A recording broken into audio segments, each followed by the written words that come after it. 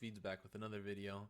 I wanted to cover the Forge today. I saw some comments kind of in some of the Discords and on Reddit talking about how they don't think that the Forge is super impactful, or at least doing regular Doom Towers and Curse City isn't super impactful for crafting, and I'd really disagree because a lot of new players who don't have access to gear really need access to something. And so don't be a hoarder.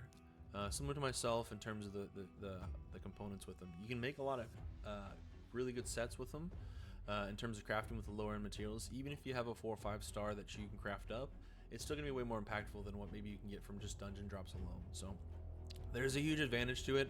I would highly encourage you, if you aren't able to do the hard versions of things, that you should go after kind of the normal stuff. Really natural progression is that at some point when you build a team strong enough, you'll be able to start doing that, but don't really kind of fret over it. Highly encourage you to go after materials too. Really, you can get them from Classic Arena, of course, CBC tournaments on the PvP items.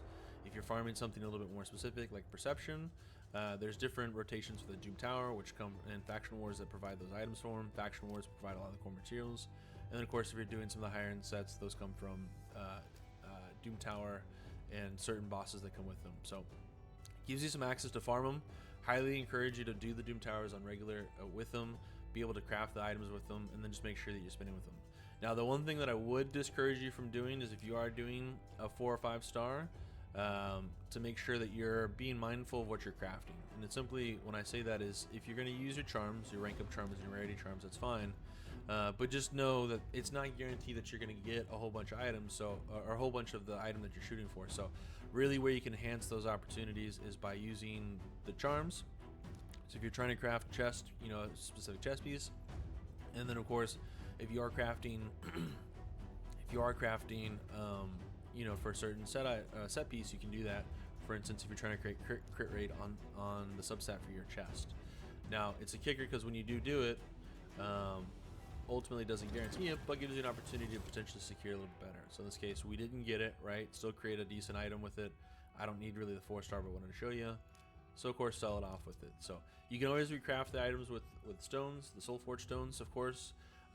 You can always enchant them as well. So it gives you a way to do it. This is a huge place, huge power boost, even with kind of unoptimized stats. If you can get the right set pieces, for instance, the additional speed, the HP to 20% defense, 10-10 defense from the resilience. There's a lot of ways to kind of make impractical builds this way, and gives you a little bit more chance to kind of play the casino with it. Now the cool thing is that as you get these as well, if you happen to be even newer than that to have access to this, you can still do your 3 to 4 star items. I would highly discourage you from doing with too many, of course, because you want to save those resources for kind of higher up.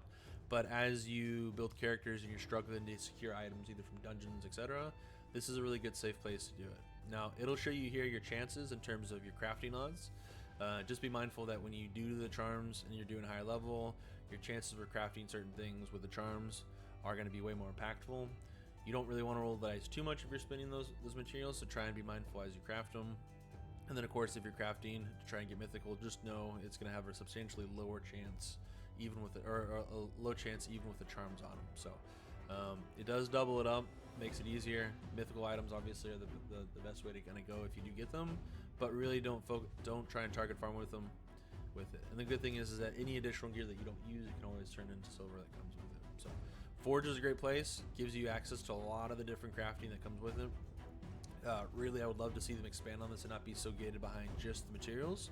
Maybe we could do something progressive. Maybe there's a dungeon that allows us to get some different recipes, some different items, etc. And then of course really having access to the different sets makes it super helpful. This way you can kind of itemize, target, you can kind of pre-plan and build how you want to build your characters.